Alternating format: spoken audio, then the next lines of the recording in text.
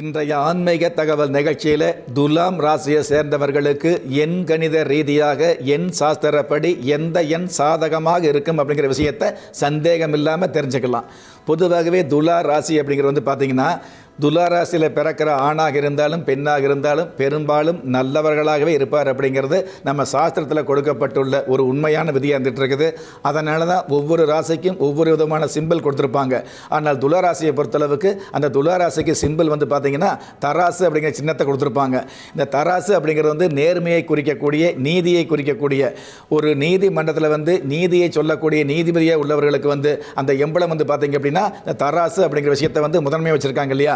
அந்த மாதிரி தராசு அப்படிங்கிற சிம்பிள் தான் துலா ராசிக்கு கொடுத்துருக்குறாங்க. எதனால் எவ்வளவு துன்பம் வந்தாலும் எவ்வளவு துக்கம் வந்தாலும் ஓரளவு நேர்மையாக இருப்பீங்க அப்படிங்கிற அந்த உண்மையான விஷயத்துக்காகத்தான். ஆனால் காலம் கலிகாலமாக இருக்கிறதுனால நீங்கள் நேர்மையாக இருக்கிறது ஒன்று, உங்களுக்கு நிறைய நேரங்களில் பிரச்சனையாக இருந்துகிட்டு இருக்கும் அப்படிங்கிறதும் உண்மையான விஷயம். அப்படிப்பட்ட துலா ராசியை சேர்ந்த உங்களுக்கு துலா ராசிக்கு அதிபதி சுக்கிர பகவானாக இருக்கிறதுனால, சுக்கிர பகவானுக்கு எண் சாஸ்திரப்படி 6ஆம் எண் ஆதிக்கமாக இருக்கிறதுனால துலா ராசியை பொறுத்தளவுக்கு 6ஆம் எண் அப்படிங்கிறது அவர்களுக்கு ஆயுள் முழுவதும் நன்மையை கொடுக்கக்கூடிய அமைப்பில் இருந்துகிட்டு இருக்கும் அப்படிங்கிறது சந்தேகமில்லாத உண்மை ஒன்று. அதே மாதிரி துலா ராசியை பொறுத்தளவுக்கு 3ஆம் எண் சம்மந்தப்பட்ட வகையில் பார்த்தீங்க அப்படின்னா கண்டிப்பாக நல்லது கொடுக்கக்கூடிய அமைப்பில் இருந்துகிட்டு இருக்கும். துலா ராசியை சேர்ந்தவர்களுக்கு பிறப்பு எண் 3 விதி எண் 6 அமைகிறது, அல்லது பிறப்பு எண் 6 அல்லது விதி எண் 3 அமைகிறது. இந்த மாதிரி இந்த 3, 6 எண்கள் சம்பந்தப்பட்டது அப்படின்னா உங்களுடைய வாழ்க்கையில் மிகப்பெரிய நீங்களே ஆச்சரியப்படும்படியான வெற்றிகளை, நீங்களே ஆச்சரியப்படும்படியான ஒரு சில அதிர்ஷ்டங்களை சந்திக்க முடியும் அப்படிங்கிறது உண்மையான விஷயமா இருந்துட்டு இருக்குது.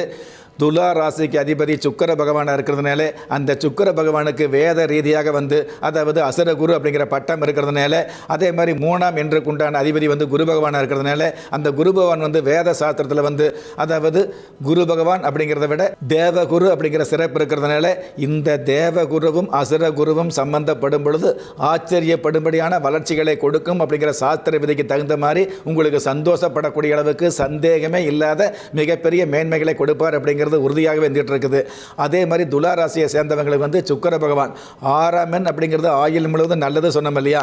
ஆனால் அந்த 6ஆம் எண்ணுக்கு உண்டான நன்மைகளை ஆயுள் முழுவதும் சிந்தாமல் சிதறாமல் உங்களுக்கு கிடைக்கணும் அப்படின்னா உங்கள் ஜாதகத்தில் சுக்கிர பகவான் கெட்டு போயிருக்கக்கூடாது. யார் ஒருவர் ஜாதகத்தில் ராசி துலா ராசியாக இருந்து அந்த துலா ராசிக்கு அதிபதி சுக்கிர பகவானாக இருக்கிறதுனால அந்த சுக்கிர பகவான் கன்னிராசியில் இருந்தார்னு வைங்களே, கண்டிப்பாக இந்த 6ஆம் எண் அப்படிங்கிறது அவங்களுக்கு நன்மையை கொடுக்க முடியாமல் எதிரும் புதிருமாக எதிர்மறையாக செயல்படக்கூடிய சூழலும் இருந்துகிட்டு இருக்கும்.